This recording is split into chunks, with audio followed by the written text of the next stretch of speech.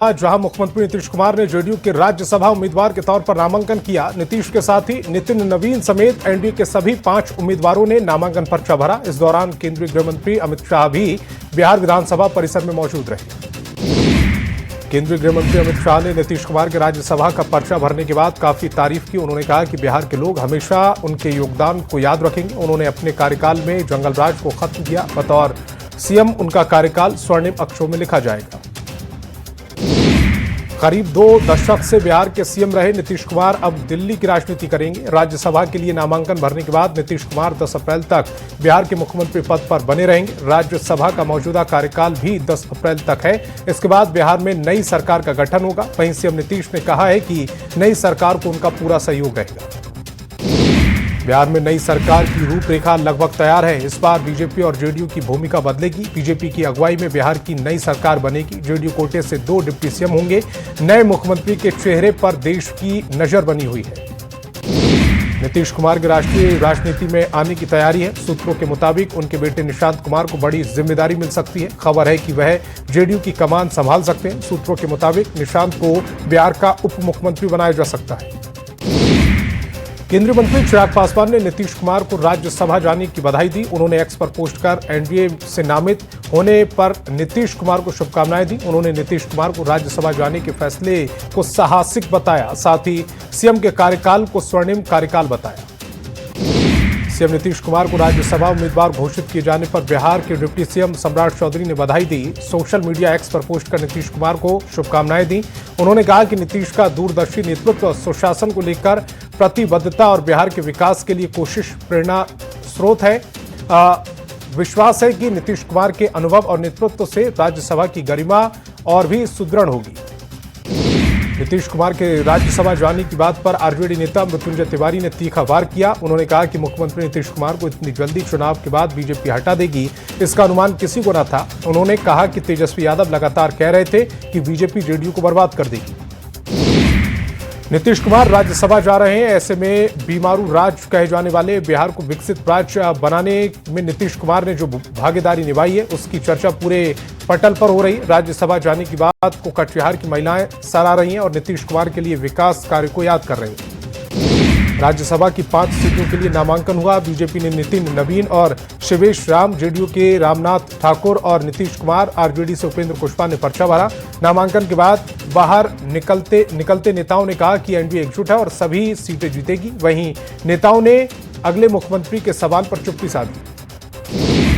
नीतीश कुमार के राज्यसभा जाने को लेकर नीतीश कुमार के परम मित्र उदय कांत मिश्रा के भाई राजीव कांत मिश्रा ने इसको लेकर प्रतिक्रिया दी। उन्होंने कहा कि जब तक सेकंड लाइन जेडीयू में तैयार नहीं हो जाती, तब तक मुख्यमंत्री नीतीश कुमार को पद नहीं छोड़ना चाहिए। अगर ऐसा होता है तो जेडीयू में बिखराव हो सकता है। मुख्यमंत्री नीतीश कुमार के राज्यसभा जाने की तैयारी के बीच उनके बहनोई अनिल कुमार का बयान सामने आया। उन्होंने कहा कि यह बिहार और नीतीश के साथ ठीक नहीं हुआ। उनके मुताबिक बिहार में लोगों ने फिर से नीतीश कुमार के नाम पर जनादेश दिया। ऐसे में बीच में उन्हें राज्यसभा भेजना सही नहीं।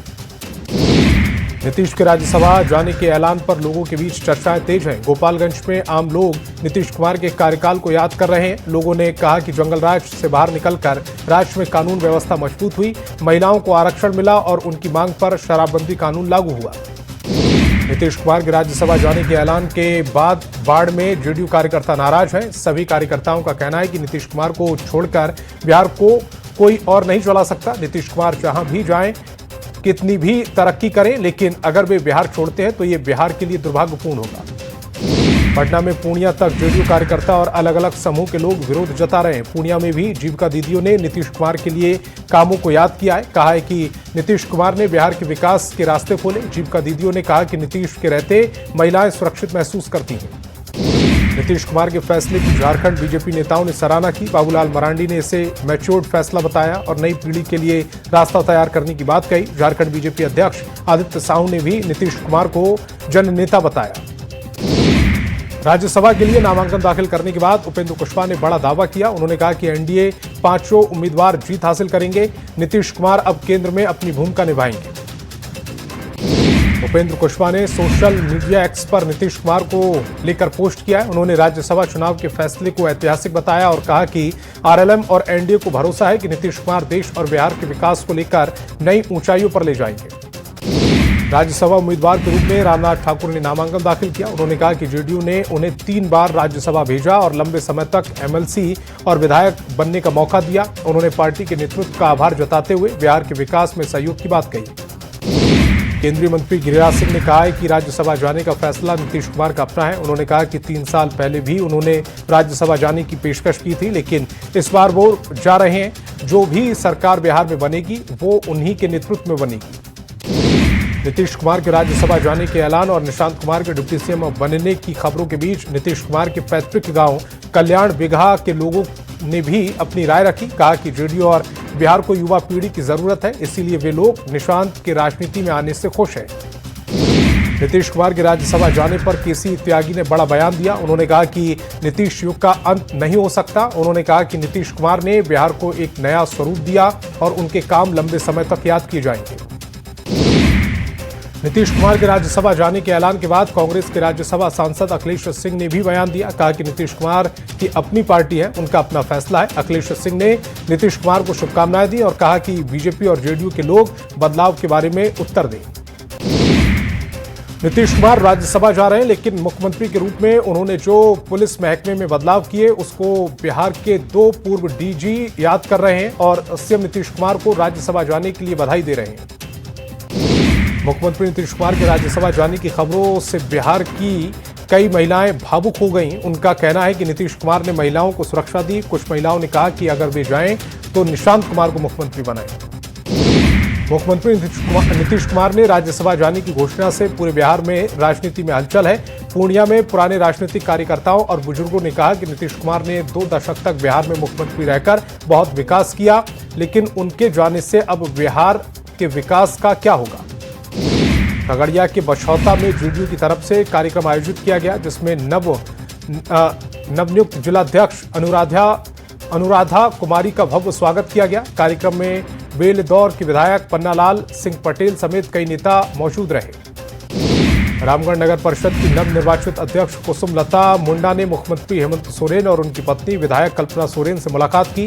गोला के नेमरा में मुलाकात हुई। मुख्यमंत्री ने कुसुम लता मुंडा को जीत की बधाई दी और जनता के हित में काम करने का संदेश दिया।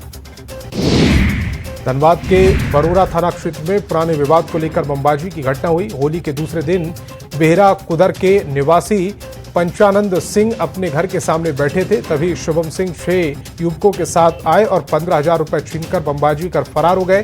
पुलिस ने मौके से बम के अवशेष और एक बाइक जब्त की है। पीड़ित पक्ष की शिकायत पर 6 लोगों के खिलाफ मामला दर्ज कर कार्रवाई शुरू कर दी है।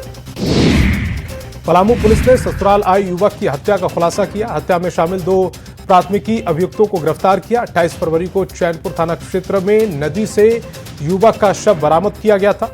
अभियुक्तों की निशानदेही पर हत्या में इस्तेमाल सामान बरामद किया गया। पलामू के हुसैनाबाद थाना क्षेत्र में बुजुर्ग का शव बरामद किया गया। शव के गले पर धारदार हथियार के निशान थे, जिससे बुजुर्ग की हत्या की आशंका जताई जा रही है। ग्रामीणों की सूचना पर पुलिस ने शव को कब्जे में लेकर पोस्टमार्टम के लिए भेजा और मामले की जांच शुरू कर दी। भागलपुर के परबत्ता थाना क्षेत्र के बोरवा गांव में खून की होली खेली गई है। घटना में 2 युवकों की हत्या कर दी गई और एक युवक को 3 गोलियां लगी हैं। घायल युवक का इलाज चल रहा है। मामले में 5 आरोपियों को पुलिस ने गिरफ्तार किया। गुमला के कंट गांव में 3 युवकों को बच्चा चोर के शक में पकड़कर पुलिस के हवाले कर दिया गया। आरोप है कि वे गांव-गांव घूमकर अचार बेचते हुए बच्चों को जबरन खिलाने की कोशिश कर रहे थे। पुलिस मामले की गंभीरता से जांच कर रही। गांव में हड़कंप मचा हुआ है। भागलपुर के सैंडिस कंपाउंड ग्राउंड में मोबाइल छिनतई की घटना हुई, जिसका वीडियो सोशल मीडिया पर वायरल हो रहा है। मौके पर मौजूद लोगों ने पीछा कर चोर को पकड़ लिया। लोगों ने मोबाइल झाड़ियों से बरामद किया और आरोपी युवक को पुलिस को सौंप दिया गया। फिलहाल पुलिस मामले की जांच कर रही है। गोपालगंज में होली के दूसरे दिन 2 पक्षों में मामूली विवाद हुआ, जिसमें एक पक्ष ने फायरिंग की और समर्थकों के साथ लाठी डंडों से हमला कर दिया। इस हमले में महादलित परिवार के 5 लोग जख्मी हुए। पुलिस ने 2 आरोपियों को गिरफ्तार किया। घटना मांझा थाना क्षेत्र के कोयनी बाबू टोला की है। गोपालगंज में पटना में हाई स्कूल की परीक्षा दे रहे एक छात्र फंदे से लटका मिला। परिजनों ने हत्या की आशंका जताई। पुलिस ने शव को पोस्टमार्टम के लिए भेजा। परिजनों ने निष्पक्ष और त्वरित जांच की मांग की। बाढ़ के बोकामा में होली की रात सीआरपीएफ पर ग्रामीणों ने पिटाई का आरोप लगाया। सीआरपीएफ के आईजी और बाढ़ एसडीपीओ ने लोगों से मुलाकात की और घटना की जांच की। सभी पहलुओं की जांच के बाद मामले को शांतिपूर्ण तरीके से निपटाया गया। साथ ही ग्रामीणों को नुकसान की भरपाई करने का आश्वासन दिया गया। राजवी के नामकुम थाना में सनसनीखेज मामला सामने आया, जहां 12 साल के बच्चे के अपहरण और हत्या के आरोपी ने थाना हाजत में फांसी लगा ली। इलाज के दौरान उसकी मौत हो गई। आरोपी का गांव की ही एक महिला के साथ अवैध संबंध था। महिला से विवाद के बाद उसने 12 साल का बेटा अपहरण कर हत्या कर दी।